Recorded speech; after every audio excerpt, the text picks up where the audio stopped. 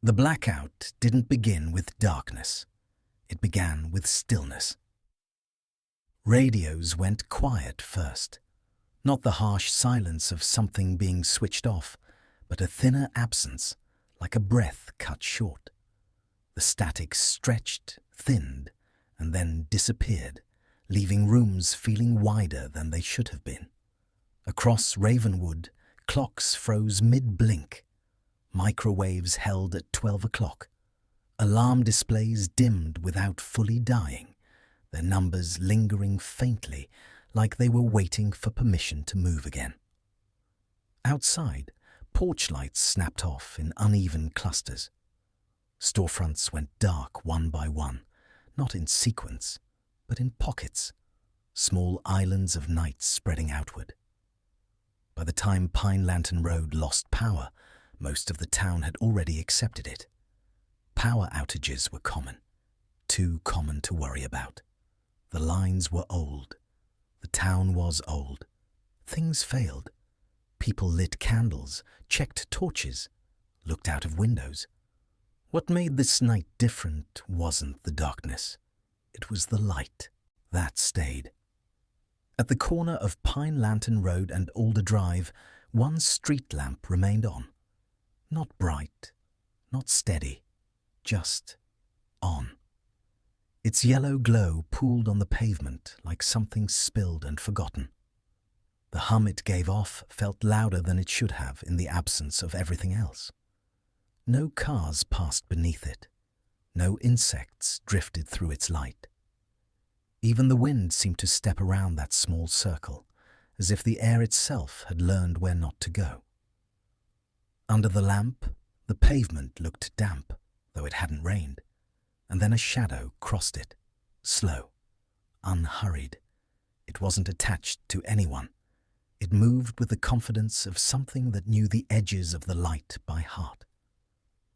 Halfway across the road, it paused, perfectly still, as if listening, as if waiting for something to acknowledge it.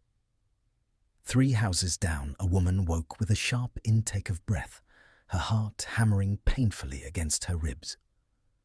She sat up in bed, staring into the dark, unable to explain why she felt suddenly exposed. She hadn't dreamed. She hadn't heard a sound. She just knew something nearby had shifted. Outside, the shadow slipped beyond the edge of the light and vanished. The street lamp continued to hum. And beneath Ravenwood, beneath pipes and roots and forgotten foundations, something turned in its sleep, not waking, just adjusting. Because the hollow was never gone. It had only learned how to wait. Ravenwood looked like a town because it had practiced being one. From the highway, it was easy to miss. A cluster of buildings pressed into farmland, framed by a thick line of trees that marked where the whispering woods began. There was a water tower you could see from miles away, its paint peeling in long vertical scars, and a single diner whose sign flickered even on good nights. Nothing about Ravenwood demanded attention, and that was part of the problem. People who lived there learned early that the town had layers, not in the way historians talk about layers, eras, stacked neatly on top of one another, but in a way that felt less organized, more personal. There was the Ravenwood you navigated every day, streets, schedules, classrooms, kitchens, and then there was something else pressed against it, close enough to feel when you stopped moving. The hollow did not sit beneath the town like a buried secret. It sat beside it, a second version, slightly out of alignment, like a reflection that didn't quite match the body casting it. If you stood still in certain places, near the woods, near the sinkhole, near the locked perimeter of the old institute, you could feel it like pressure in the ears, like the moment before an elevator starts to move. Not fear, just displacement. People didn't talk about that feeling. They learned instead how to walk around it. Ravenwood was good at learning without admitting it had learned anything at all. Children noticed first, because children hadn't been trained not to. They stopped mid-step on sidewalks for no visible reason. They hesitated in doorways. They asked why certain places felt tilted, like the ground wasn't quite level, even when it clearly was. Adults answered with smiles and distractions. That's just how it is here. You're tired. You're imagining things. But imagination wasn't the problem. Imagination was the opening. The hollow responded to moments when people slowed down enough to feel it, when routine cracked just slightly, when emotion sharpened attention. Grief did it. Exhaustion did it. Fear did it best of all. Ravenwood didn't fall into the hollow all at once. There was no night where the town crossed a line and couldn't come back. Instead, it leaned, year after year, just enough to keep brushing against something it pretended not to notice. Streetlights flickered more often on certain roads. Fog gathered where it shouldn't have lingered. Radios picked up low, rhythmic interference beneath stations that came through perfectly everywhere else. Nothing dramatic. Nothing that couldn't be explained away if you were determined to keep your life intact. That determination became a skill. People learned which streets to avoid after dark without ever discussing it. They took longer routes home and invented reasons later.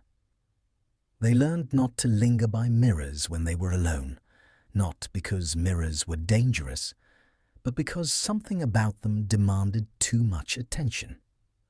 Attention was currency in Ravenwood, and the hollow collected it patiently. There were places where the boundary felt thinner.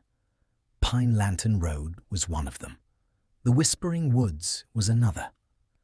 The land behind the Institute, where the ground dipped unexpectedly, was a third. If you stood there long enough, longer than comfort allowed, you might feel that sideways pull again. That subtle suggestion that the town you knew was only one version of itself. Most people stepped away before that thought finished forming. A few didn't. Those were the ones who described the hollow not as a separate world, but as a wrong draft of the same one. Familiar from a distance, unsettling up close. Buildings sagged in ways they never had before. Trees bent inward like they were listening. The sky took on a color that wasn't storm or dusk or night, just drained. Sound behaved badly there. Footsteps echoed ahead of the body making them. Voices arrived late. Sometimes you heard yourself speaking after you'd stopped. No one could say how they crossed over. They could only say how they realized they had, because the hollow didn't announce itself. It let you notice. And once you noticed, it noticed you too. Ravenwood did not change overnight. It adjusted. That distinction mattered more than anyone realized at the time. There was no announcement, no meeting at the town hall where someone stood at a podium and said, "Something is wrong." No sirens, no evacuation routes, no official warnings taped to doors. Instead, there were small decisions made, quietly, decisions that never rose to the level of conversation. People stopped walking certain streets after dark. Not all of them, just a few. Pine Lantern Road. On nights when the fog rolled in too quickly. The path behind the old water tower when the air felt thick enough to taste. The stretch of sidewalk near the woods where streetlights flickered, even when the power grid was stable. No one told anyone else to avoid those places. They simply did. A turn taken a little earlier. A longer route home explained away as habit. A casual comment, "I like this way better," that settled into routine and never left. Ravenwood became very good at changing its behavior without acknowledging that anything had changed. Mirrors were the same. There was no moment when people decided mirrors were a problem. They didn't throw them out or smash them or cover them all at once. They just stopped using them as much. A bathroom mirror left slightly fogged after a shower, not wiped clean. A hallway mirror turned at an angle that caught less light. A full-length mirror moved from a bedroom into a closet where it could be ignored without explanation. If asked, people would shrug. Didn't like the glare. Didn't need it there. Feng shui, maybe. Excuses were easy. Truth required attention. And attention was the one thing the town had learned instinctively to ration. Children noticed these changes long before adults admitted to them. They asked why the route to school had shifted, why their parents insisted on night lights long after they were old enough not to need them, why certain topics caused conversations to end abruptly, like someone had flipped an invisible switch. Adults smiled, changed the subject, offered explanations that sounded reasonable enough to stop the questions from continuing. That was the real skill Ravenwood developed, not denial, redirection. Fear lived comfortably in places where it wasn't named, where it could pass itself off as common sense, as caution, as the wisdom of experience. The Hollow didn't rush to punish this behavior. It didn't need to. Every avoided question, every unfinished thought, every instinct to look away rather than stare, fed into something deeper, something structural. The town was teaching itself how to coexist with a presence it refused to acknowledge, and in doing so, it was slowly making room. There were moments, rare but memorable, when someone broke the pattern. A teenager who decided to walk home through the woods at night just to prove it was nothing. A couple who laughed about the creepy stories and stood too long under a flickering streetlight, daring the darkness to do something about it. Those moments didn't end dramatically. No screams, no disappearances, no immediate consequences. They ended quietly, with a feeling that lingered too long, a sense of having been noticed, of having stepped slightly out of alignment and not quite finding the way back. Those people learned. Quickly, they adjusted just like everyone else. Ravenwood didn't reward bravery, it rewarded compliance. And the Hollow, patient and observant, took note of how easily a town could teach itself to look away. Sleep was the first thing to fail, not dramatically, not all at once. It failed the way old machinery does, quietly, unevenly, in ways that were easy to ignore if you wanted to keep moving forward. At first, people just felt tired, not the kind of tired that came from working too much or staying up too late, but a deeper exhaustion that sat behind the eyes and refused to be fixed. 8 hours of sleep felt the same as 4. Naps left people groggy instead of refreshed. Mornings arrived without the usual sense of beginning. Ravenwood joked about it. Something in the water, people said. Getting older, bad mattresses. No one suggested the problem might be sleep itself. The nights still looked normal. Bedrooms stayed dark. Alarm clocks ticked or glowed. Curtains shifted. Slightly with the breeze from cracked windows. From the outside, nothing had changed. But inside those rooms, something had loosened. People began waking with the feeling that they had been interrupted. Not startled awake by noise or pain, but cut off mid-motion, like a sentence stopped halfway through, like a door closed before the handle had fully turned. They sat up in bed with their mouths slightly open, breath caught halfway in, hearts racing for reasons they couldn't name. They hadn't dreamed. Or, if they had, the dream had not stayed where dreams were supposed to stay. It lingered. Some people woke with the taste of metal on their tongues. Others with a sensation of cold air on their skin, even in warm rooms. A few woke with their hands clenched tightly around nothing, knuckles aching as if they had been gripping something solid moments earlier. When they tried to remember what they had been doing before they woke, their thoughts slid away from the answer. Not erased. Redirected. Sleep stopped feeling like rest and started feeling like travel. The first incidents were easy to explain away.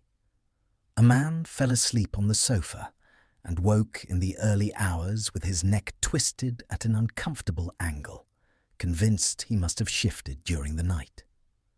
A teenager nodded off at her desk and jerked awake to find her pen uncapped, ink bleeding slowly across the page like it had been writing without her.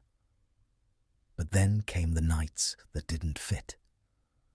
A boy fell asleep on his bedroom carpet, half-dressed, the television murmuring softly in the background. When he woke, he was sitting upright at the kitchen table downstairs, hands folded neatly in front of him, feet dangling inches above the floor. He didn't remember walking there. He didn't remember getting up at all. What he remembered, vividly, uncomfortably, was standing in a hallway that felt too long. A hallway with doors on either side that all looked the same. He remembered knowing he wasn't supposed to open them and feeling relieved when he finally woke instead. His parents laughed it off. Sleepwalking, they said. He'd done it once before, years ago.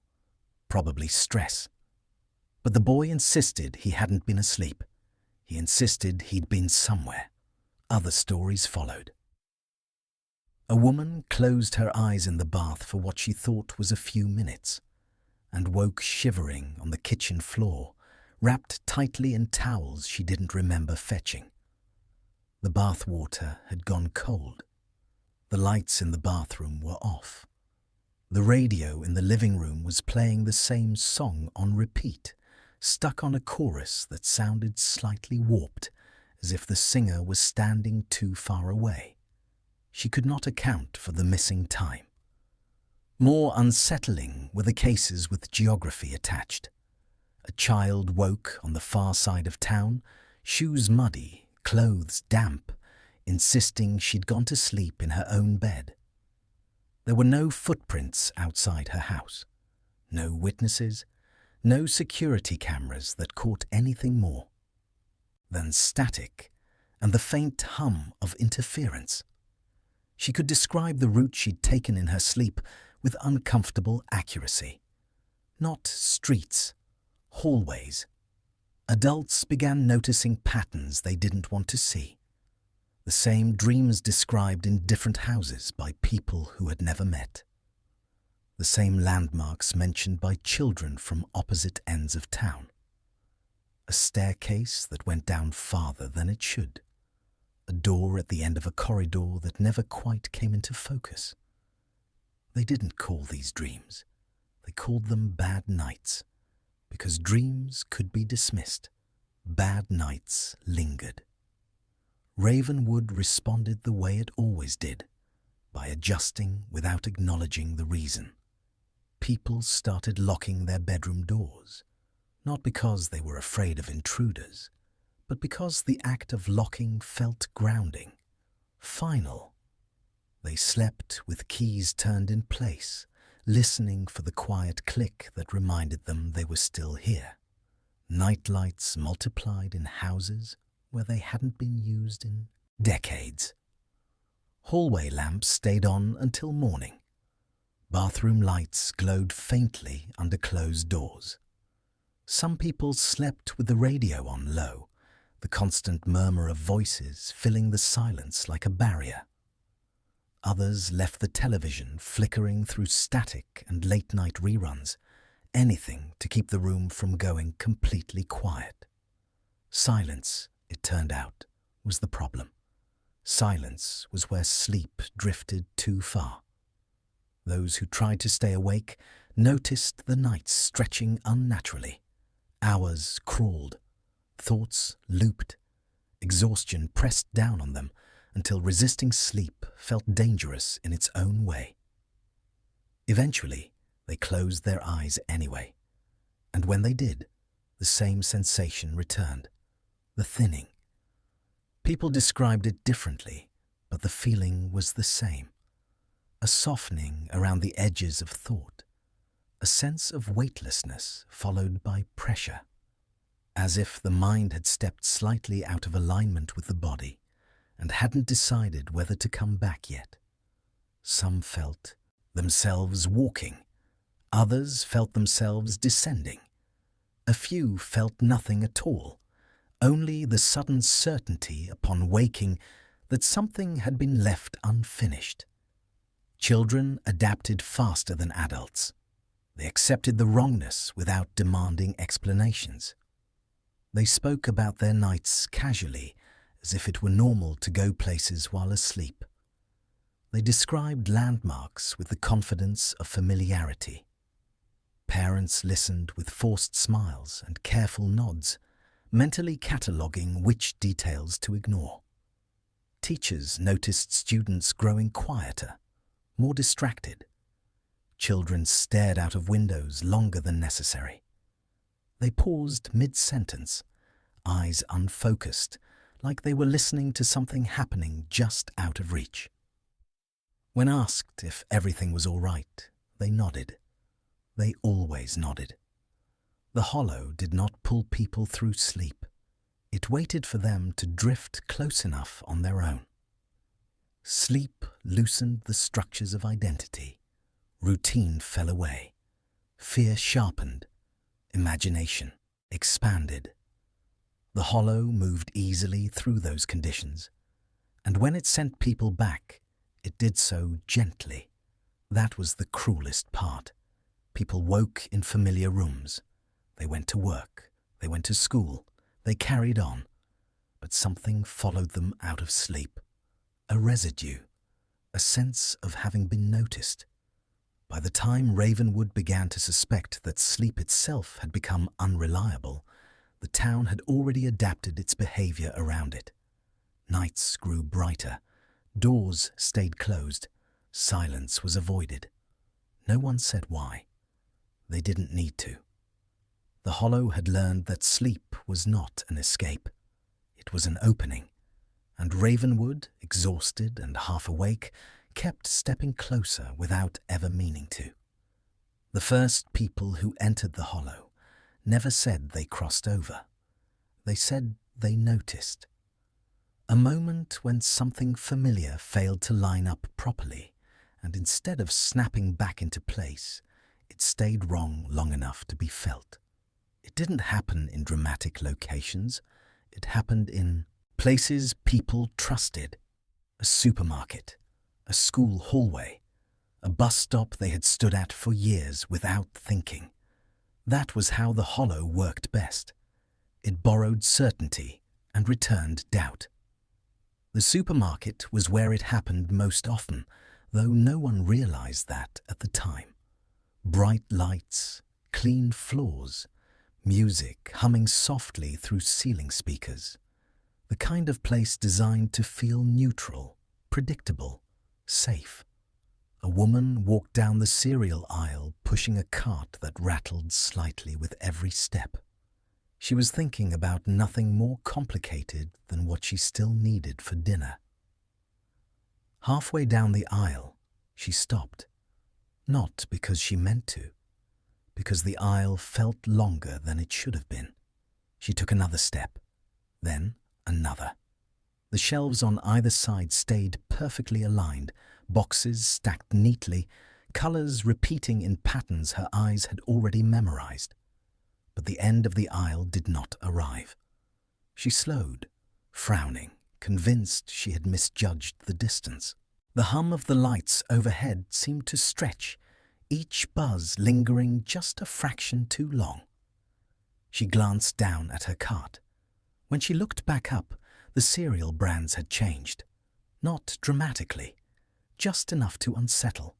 A logo she didn't recognize. A flavor she was sure didn't exist. The same colors rearranged into combinations that felt slightly off, like a sentence written with all the right words in the wrong order. She turned around. The way back looked identical to the way forward. Panic brushed against her ribs but didn't settle. Instead, she laughed quietly, embarrassed by herself, and stepped sideways into the next aisle. The moment she did, the supermarket returned to normal. She finished her shopping, paid, went home. She never realized she had left something behind. A few nights later, it happened in the diner. Not the kind of diner you remember from postcards. Ravenwood's diner was practical. Beige booths, condiments wiped down too often. A bell that chimed every time the door opened, even when the wind pushed it. A man slid into a booth by the window and ordered coffee without looking at the menu. He'd been ordering the same thing for years. The waitress nodded like she already knew, because she did. The coffee arrived. The steam rose in a thin, steady ribbon. He took one sip and frowned, not at the taste, but at the temperature. It was exactly warm enough to be drinkable, as if it had been poured and left to wait for him. Outside, the street was dark. Not night dark, empty dark.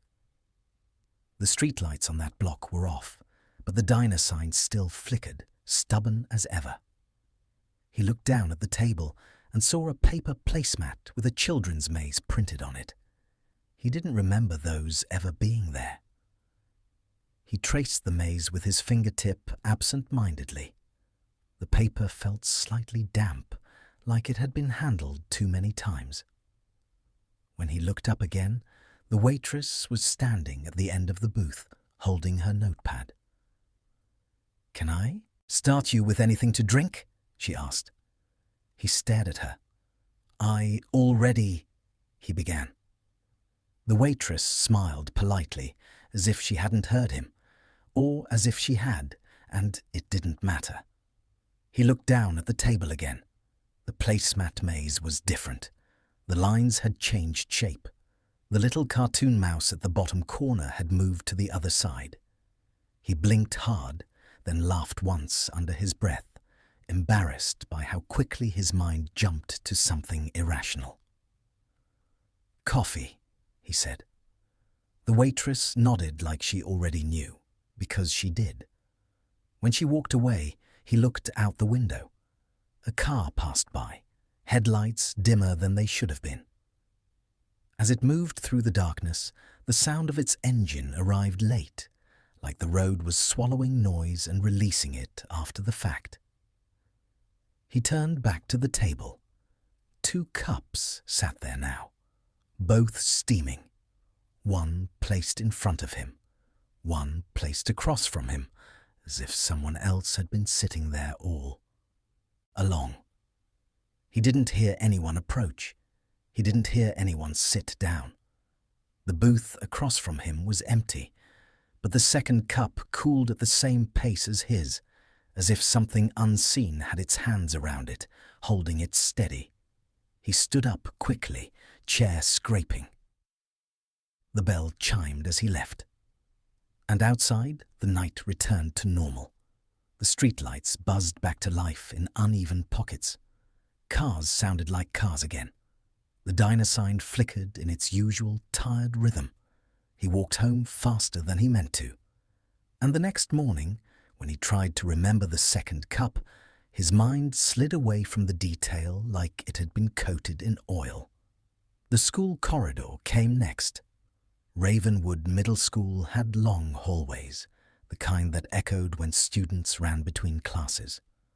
Lockers lined the walls in dull, chipped colors, dented from decades of use. A boy walked that corridor every day. One afternoon, after the final bell, He stayed late to finish a project. The building emptied around him, the noise fading until only the distant hum of lights remained. When he finally left the classroom, the hallway felt stretched, not wider, not taller, longer. He started walking toward the exit, backpack slung over one shoulder, footsteps echoing softly ahead of him. The exit sign stayed far away. He kept walking. The lockers repeated. Same dents, same stickers, same scratches carved into metal. The floor tiles passed beneath his feet in a steady rhythm that began to feel rehearsed. He stopped. The hallway continued. That was when the sound delay began. His breathing echoed back to him a moment too late. His footsteps sounded like they were being answered by someone else, half a step behind. He broke into a jog. The exit sign flickered but did not get closer. Fear arrived then, sharp and unwelcome. He turned around and ran the other way, heart pounding, shoes squeaking loudly against the tiles. The hallway ended abruptly. He nearly collided with the classroom door he had just left. Shaking, he stood there for a long moment, convincing himself it had been exhaustion, stress, his imagination filling the quiet with nonsense. The next day, the hallway behaved. He never stayed late again. The bus stop appeared last, and most quietly. A man waited there every morning at 7:12, coffee cooling slowly in his hand, eyes drifting between the road and the timetable bolted to the shelter wall. One morning, the numbers on the timetable were different. Not obviously wrong, just rearranged. The bus he took every day was listed 5 minutes later than usual. Another route he'd never seen before appeared between familiar ones. He blinked. The timetable returned to normal. He chalked it up to tired eyes. But over the next week, he noticed something else. Whenever he looked away from the timetable, just briefly to check the road, the numbers shifted. Routes swapped places. Times adjusted by a minute or two. Nothing dramatic enough to prove, but enough to make him feel watched. One morning, he didn't look at the timetable at all. The bus arrived late. He missed it. Standing there alone, coffee cold, he felt the strange sensation of having narrowly avoided something without knowing what. It happened on quiet streets too. A woman took her usual route home, turning right at the same corner she always did. Ravenwood's neighborhoods were repetitive by design. Same lawns, same porches, same tired shrubs trimmed into shapes no one maintained anymore. She passed the same pale blue house with the sagging gutter. She passed it again. The first time, she didn't notice, not consciously. Her mind registered the mailbox number and moved on. The second time, she slowed. Same pale blue paint, same sagging gutter, same small ceramic frog by the steps. The mailbox number was different now, not wildly different, just shifted. One digit swapped for another, like the house had tried to correct itself and guessed wrong. Her palms dampened on the steering wheel. She drove another 30 seconds and saw the pale blue house again. This time, the porch light was on, a warm circle of yellow against the door.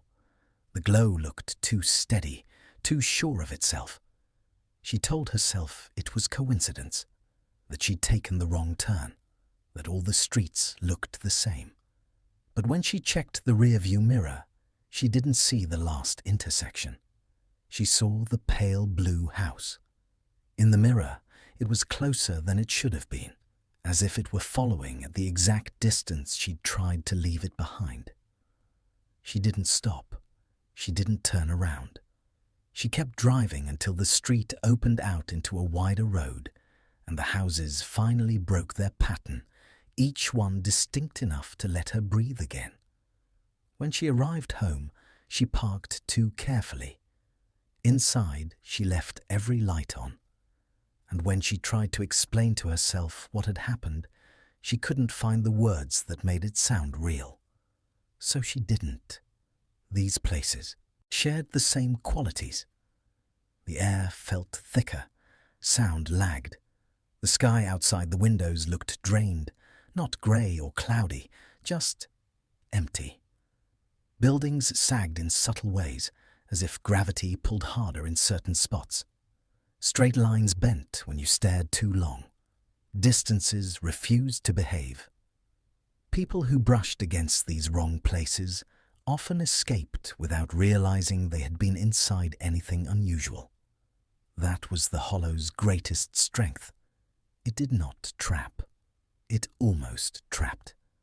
It allowed people to leave just before panic could fully take hold, leaving behind only uncertainty. A memory that didn't sit quite right. A story they couldn't tell without sounding foolish. They went home. They slept. And sometimes, in their dreams, they walked those same places again. Only this time, they did not turn away in time. Time in the Hollow didn't shatter. It folded around people like fabric catching on a nail. Those who brushed against it noticed changes that felt personal, not universal. Their watches didn't spin wildly. Clocks didn't melt off walls. Instead, time behaved as if it were paying attention to them specifically. A woman walked the length of a corridor that should have taken seconds and emerged feeling like she'd aged years in her posture alone. Her shoulders ached.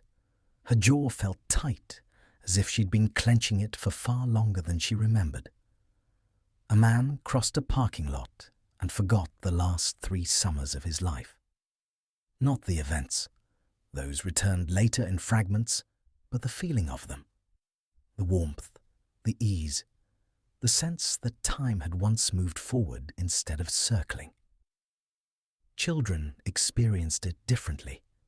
They lost track of hours without distress, as if time had always been unreliable. Some returned with memories that didn't belong to them, scenes of places they'd never visited, conversations they'd never had. They described them calmly, without the panic adults attached to inconsistency. Adults found that more disturbing than fear. Time in the Hollow didn't obey calendars. It obeyed attention. Moments stretched when you noticed them. They collapsed when you didn't. The more you tried to track time, the more it slipped through your fingers, leaving behind only impressions. That was why so many returnees struggled to explain what they'd lost. They knew something was missing, but there was no clean edge where it had been cut away. Just gaps, soft spots, places where memory refused to anchor. Ravenwood began to notice these gaps in the people who came back. Someone would pause mid-conversation, eyes unfocused, as if searching for a word that no longer existed. Another would laugh at the wrong moment, not because the joke was funny, but because laughter had replaced whatever emotion should have been there. Doctors called it dissociation. Ravenwood called it nothing, but the Hollow treated it as evidence. Time, it seemed, was negotiable. It could be borrowed, it could be taken, it could be rearranged and returned out of order. And the Hollow always returned just enough to keep people functional. That was the cruelest part. Those who lost years didn't vanish. They aged quietly in posture and habit. Those who lost memories retained enough context to continue their lives, unaware of how much had been removed. A teacher forgot why she'd chosen her profession, but continued teaching anyway, going through the motions with growing detachment. A mechanic lost the memory of his daughter's childhood, but remembered her as an adult, the emotional bridge between those points erased. When they noticed these inconsistencies, they blamed themselves. Stress, age, burnout. Time had betrayed them, but it did so politely, without spectacle. The Hollow learned from this. It learned that humans were willing to tolerate loss as long as it didn't arrive all at once, as long as it could be mistaken for something ordinary. By the time Ravenwood began to suspect that time itself was no longer reliable, the town had already adjusted its expectations. People stopped trusting their instincts about how long things should take. They padded schedules. They allowed for delays they couldn't explain. They adapted. And the Hollow, patient as ever, took note of how easily time could be bent without ever fully breaking the shape of a life.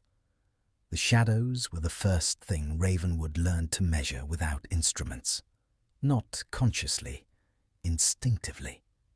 At first, they misbehaved in small, deniable ways. A half-second delay under a street lamp, a faint hesitation along a bedroom wall. The kind of thing you noticed only when you were already tired. People blamed lighting. They always did. But then the shadows began to anticipate. A woman lifted her arm to reach for a cupboard, and her shadow stretched upward first, fingers lengthening against the wall like it had guessed her intention. She froze.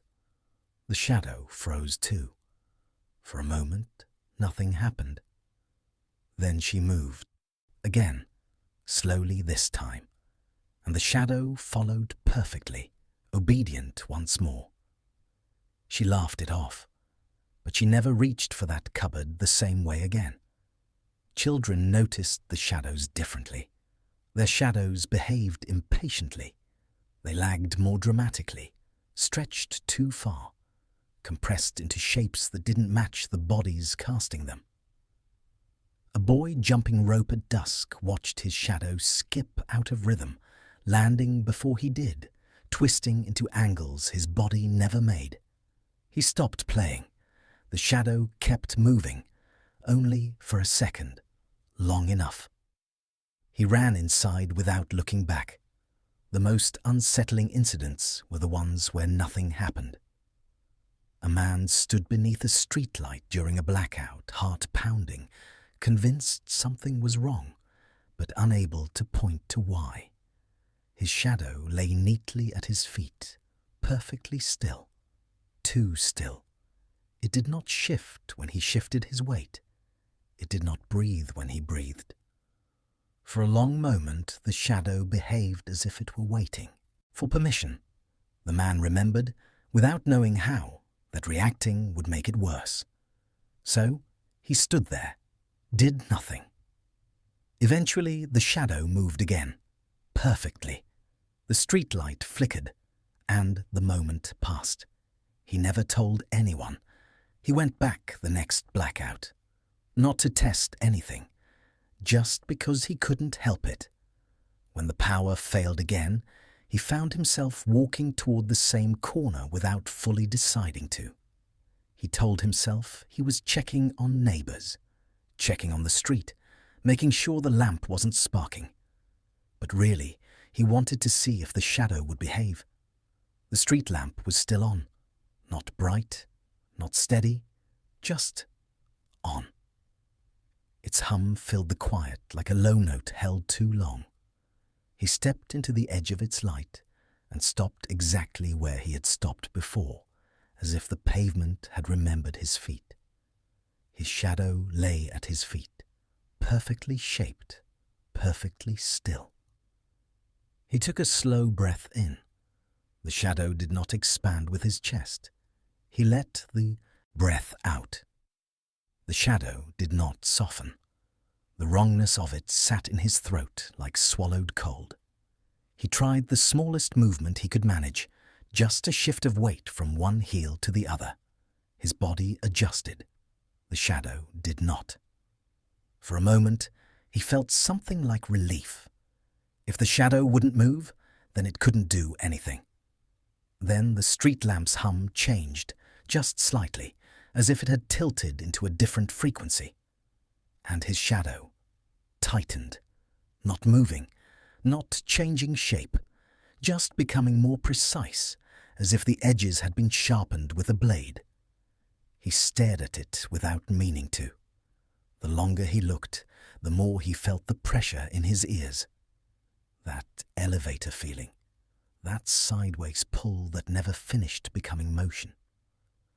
His shadow remained still, but he had the unmistakable sensation that it was listening, not to the street, to him, to his breathing, to his heartbeat, to the small, silent decisions he was making about whether to step back or stay. He remembered again, without knowing how, that reacting would make it worse. So he didn't. He forced his hands to stay at his sides, forced his jaw to unclench, forced his eyes to soften, unfocused, the way you look at a distant object when you don't want to acknowledge what's close. The street lamp hummed. His shadow waited. Seconds stretched. Then, so subtly he almost missed it, the shadow shifted. Not the way a shadow shifts when a body moves. It moved like a thought finishing itself. A small slide along the pavement. A correction, as if it had been out of place and had finally decided where it wanted to sit. He stepped backward at once, breaking the circle of light. The moment he left it, the hum returned to its usual tone. The pressure in his ears eased. His shadow behaved again, stretching and softening in the way shadows were supposed to. He stood in the dark for a long time after that, staring at the pool of light on the pavement. He did not go back under it. And when the power returned, he went inside and locked his door like it mattered. Patterns emerged. People who panicked saw the delay worsen. Shadows stretched longer, arrived earlier, behaved independently. People who stayed calm saw the effect fade. Ravenwood learned. Curtains stayed closed at night. Lamps were positioned to break shadows into fragments. Walls were painted in colors that swallowed light instead of reflecting it cleanly. No one planned these changes. They happened the way adaptations always do, quietly, efficiently, without acknowledgement. The Hollow noticed that too. Shadows were outlines. Outlines were data. Height, movement, posture, intention. The Hollow learned the town one silhouette at a time. By the time people realized shadows had become something to manage, not fear, the habit was already ingrained. Children stopped playing near blank walls. Adults avoided standing under single light sources. During power cuts, people stayed seated, minimizing movement. Stillness became a language, and the Hollow listened, because shadows never lied. They revealed what people tried hardest not to admit. Who was afraid? Who was exhausted? Who was already leaning too close to the edge without knowing it? And once a shadow learned you well enough, it didn't need to move at all. Mirrors were patient. They didn't change the way shadows did. They didn't hesitate or lag or stretch. They waited, doing exactly what they had always done, until people forgot to treat them as objects and started treating them as confirmations. That was when the problems began. At first, it was nothing more than timing. A reflection that finished a movement a fraction of a second late. A blink that didn't line up properly. A smile that seemed to settle on the face instead of appearing naturally. People noticed these things the way they noticed dust. Briefly, dismissively, assuming it said more about their own fatigue than about the world. But mirrors in Ravenwood had begun to behave like comparisons rather than copies. A woman brushing her teeth paused, toothbrush held mid-air, because her reflection did not pause with her. It continued the motion, slow and deliberate, foam sliding from the corner of its mouth. She stared, The reflections stopped. For a moment they watched each other. Then the woman laughed softly, shook her head, and finished brushing. She rinsed the sink, turned off the light, left the bathroom without looking back. The mirror remained exactly where it had always been. But the next time she looked into it, the reflection smiled before she did. After that, she stopped keeping the bathroom light on for long. She washed her hands quickly, kept her eyes on the sink. Let the mirror exist above her without engaging it. But mirrors don't require attention to do their work.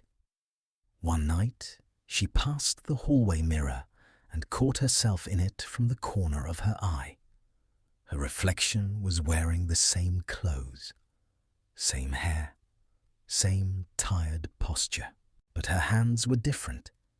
In the glass, her knuckles were scraped, red, slightly swollen, as if she'd been gripping something rough. She looked down at her real hands, smooth, unmarked. When she looked up again, the reflection had corrected itself. Clean hands, calm face, perfect agreement. She stood there longer than she meant to, waiting for the wrongness to return. It didn't, and that was worse. Children experienced mirrors differently. They didn't focus on expressions. They focused on feeling. A child would stop in front of a mirror and frown, insisting something felt wrong. Parents would kneel beside them, smiling reassuringly, asking what they meant. "I don't look like I should," the child would say. Parents corrected them gently. "Of course you do. You look fine. You look like you." But the child would linger, studying their reflection with quiet concentration, as if waiting for it to explain itself. Some children began avoiding mirrors entirely. Others returned to them repeatedly, drawn by a sense of unfinished business they couldn't name. They traced their own outlines on the glass with fingertips, pressed their palms flat against the surface, as if testing whether it would give. Adults told themselves it was a phase. Children grow out of things after all. But in Ravenwood, some children grew into them instead. Mirrors showed possibilities. That was the part no one wanted to say out loud. A man caught sight of himself late at night and felt an unexpected surge of dislike, not for his appearance, but for something subtler. His reflection stood straighter than he did, looked calmer, more certain. It looked like someone who had made different choices. A woman saw herself older than she should have been, lines etched deeper around her eyes, expression flattened into something resigned. Not frightening, not monstrous, just finished. She touched her face instinctively, checking for wrinkles that weren't there yet. The reflection did not move. The most unsettling moments came when mirrors showed nothing wrong at all. Perfect alignment, perfect timing, perfect mimicry. People found those moments harder to shake than the obvious distortions, because when a mirror behaved perfectly, it felt intentional, as if something had learned. Ravenwood adapted. Mirrors were turned to face walls, draped with cloth, moved into closets and basements under the excuse of redecorating. Hallway mirrors disappeared quietly, replaced with framed photos or empty wall space. People avoided looking at their own eyes too long. The ones who didn't, who returned again and again, compelled by reflections that felt unfinished, changed in small ways. They grew quieter, less attached, less anchored. Their reflections, however, grew more confident. And that imbalance, the subtle shift of certainty from the person to the image, was something the hollow found useful. Because mirrors did not open doors. They aligned them. They showed you where you might end up if you kept leaning the way you already were. And once a mirror learned your shape, it never forgot it. The hollow did not chase people. That misunderstanding lingered for years, fueled by stories that grew sharper every time they were retold. People liked to imagine something hunting them because hunting implied urgency, intent, and, most importantly, a chance to escape. The truth was quieter. The hollow waited. It watched the town the way still water watches the sky, reflecting only what leaned close enough to be seen. Fear was what leaned closest. Ravenwood residents learned this without ever naming it. They noticed that the worst encounters happened to the people who panicked first, the ones who ran, the ones who tried to prove, to themselves, to others, that something was wrong. Fear sharpened attention. Attention narrowed the world. And in that narrowed space, the hollow could see clearly. Calm people moved through Ravenwood like mist. Their outlines blurred the edges. Their routines smoothed over irregularities. They passed beneath flickering lights without incident, slept through nights that should have unsettled them, brushed against thin places without triggering them. Panicked people became bright. Their breath quickened. Their thoughts raced. Their bodies announced themselves to the world with every movement. They noticed every sound, every shadow, every delay.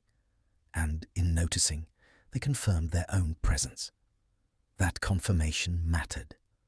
Someone who froze beneath a streetlight and stared at their shadow would feel the lag stretch longer, the delay sharpening until it was impossible to deny. Someone who laughed it off and kept walking would feel nothing more than a chill that faded with distance. The hollow did not reward bravery. It responded to intensity. This was why arguments made things worse, why confrontations, dares, and late-night challenges always ended badly. People who tried to test the town, to prove the stories were nonsense, returned shaken, disoriented, changed in ways they struggled to articulate. Those who accepted the discomfort without engaging it fared better. Ravenwood's unspoken rules evolved accordingly. Don't stop under flickering lights. Don't argue with the feeling that tells you to leave. Don't look back when you hear your name at night. Fear made you visible, and visibility in Ravenwood was dangerous. The hollow learned this lesson alongside the town. It learned the difference between background noise and signal, between passive existence and focused attention.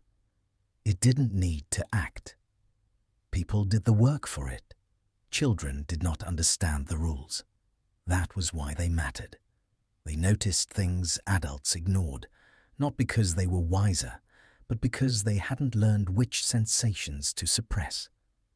They stopped in doorways when the air felt heavy. They stared at corners where shadows pooled too thickly. They asked questions adults no longer asked, because the answers had grown inconvenient. Children described places adults pretended not to hear about. The other school, the hallway that went on too long, the playground where the swings moved without wind. They drew pictures of trees shaped like hands, of buildings melting into the ground, of skies the color of ash.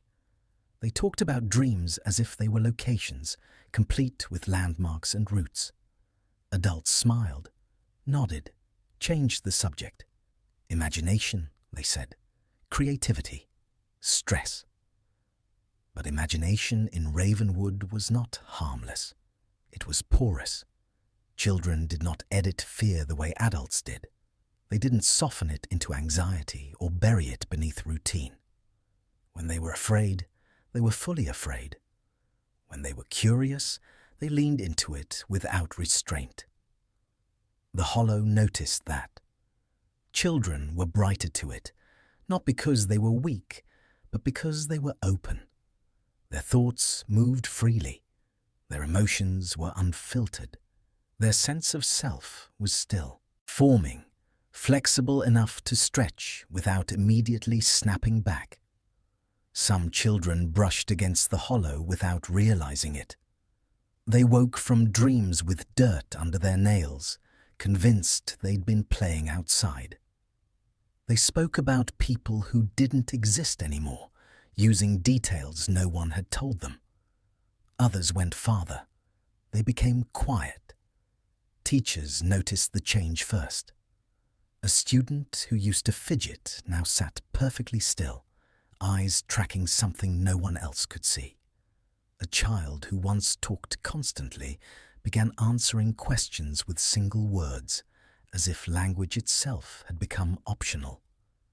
Parents noticed it later, when bedtime routines stretched longer and sleep grew restless, when night lights stopped helping, when mirrors in children's rooms were covered without explanation. The hollow did not take children the way stories suggested. It marked them, not visibly, not all at once.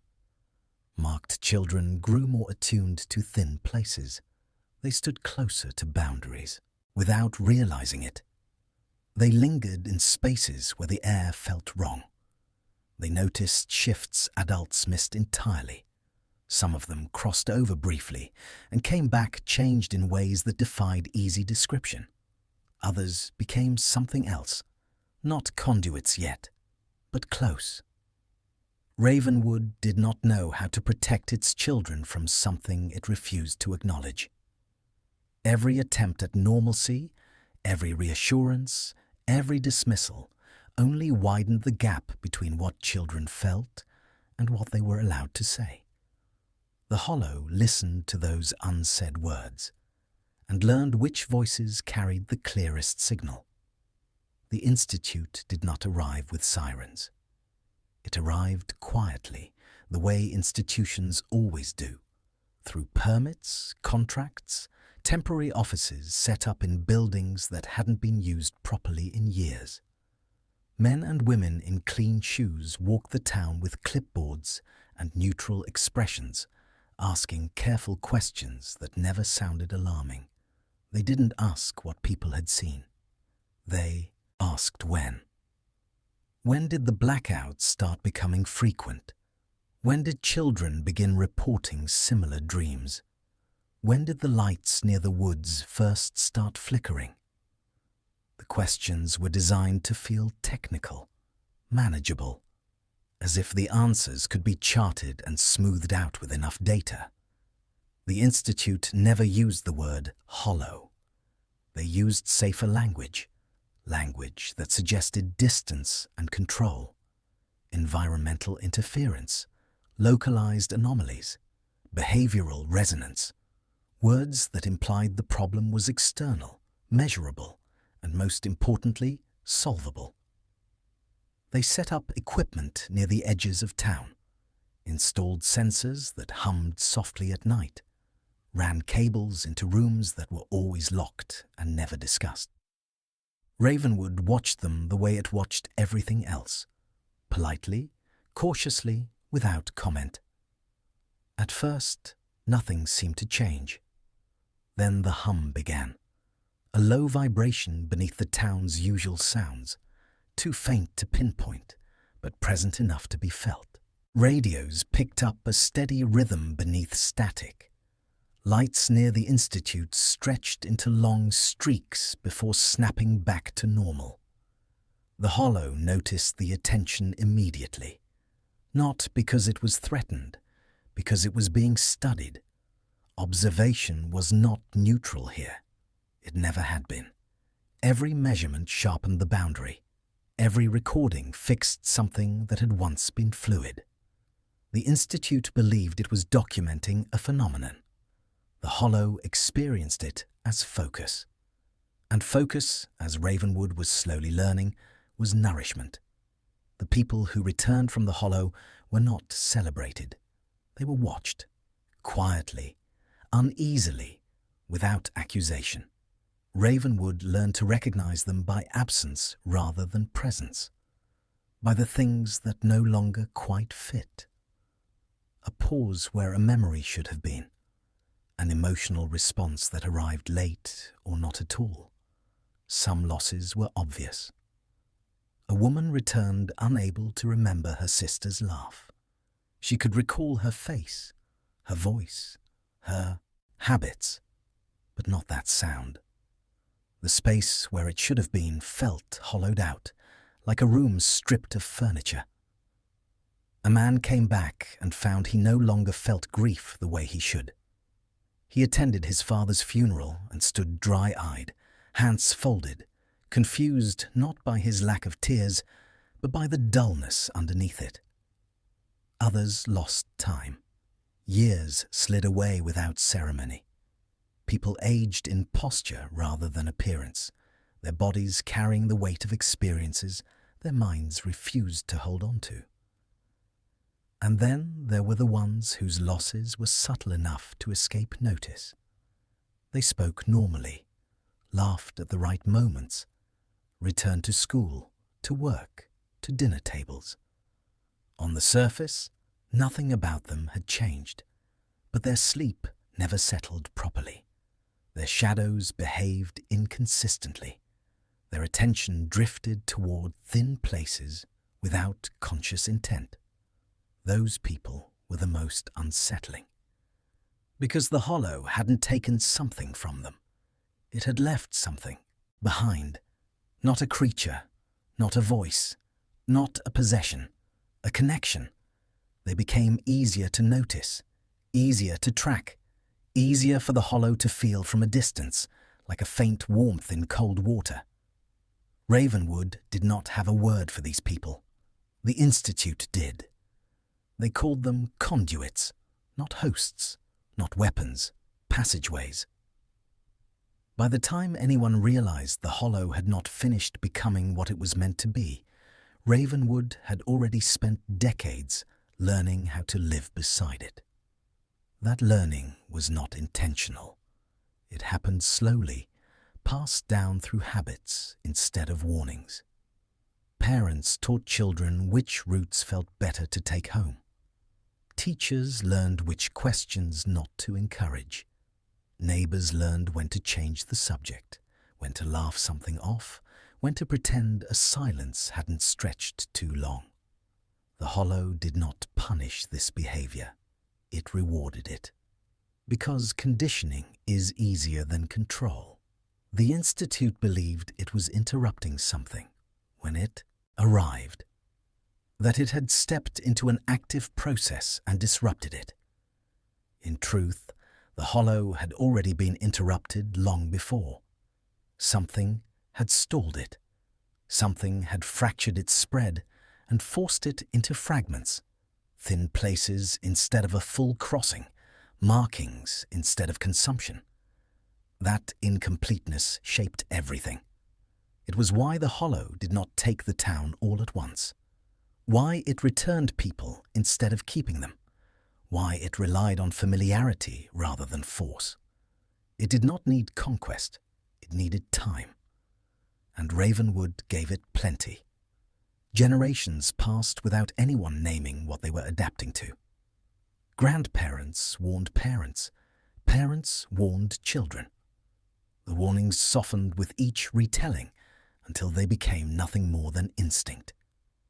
In some houses, the instinct turned into sayings, not warnings, not stories, just small rules spoken the way people speak about weather.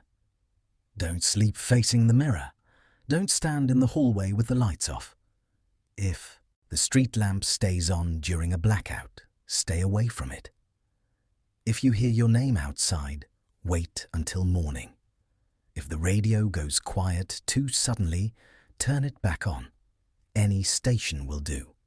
If you wake up sitting somewhere you didn't fall asleep, don't ask how. Just drink water. Just breathe. Just pretend it's normal. Children heard these rules without being told why. They repeated them back the way they repeated bedtime routines. They grew up carrying them like keys they didn't remember being given. And because no one called the rules fear, the rules became something else. Common sense. Don't linger, don't stare, don't ask too many questions. Those rules kept the town intact, but they also kept it open. Because the Hollow did not need belief. It only needed accommodation. Those who crossed into it and returned were never untouched. Everyone paid something, whether they noticed or not. Some lost memory. Some lost time. Some lost emotional depth in ways that took years to reveal themselves. And some, quietly, invisibly, lost nothing obvious at all. Those people unsettled the town most. They slept lightly. Their shadows behaved inconsistently. Mirrors aligned with them too easily. They stood near thin places without reacting, like their bodies recognized something their minds refused to. The Institute had a word for them. Conduits. Not hosts. Not victims. Places the environment could access again. Ravenwood never used that word, but it felt its meaning. By the time the Hollow stopped testing boundaries, it remembered them. It remembered who had crossed and returned altered, who had learned to stay calm, who had learned to look away. It remembered the children who noticed too much, and the adults who taught them not to say it out loud. The Hollow was not beneath the town. It was threaded through it, in the pause before sleep, in the half-second delay of a shadow, in the mirror that felt too certain. It had never finished becoming what it was, meant to be. And Ravenwood, conditioned, patient, quietly complicit, had spent a lifetime making sure it could continue. Because once a place learns how to live beside something unfinished, it becomes part of the process. And once the Hollow noticed you, not as prey, not as enemy, but as something that fit, you were never untouched again.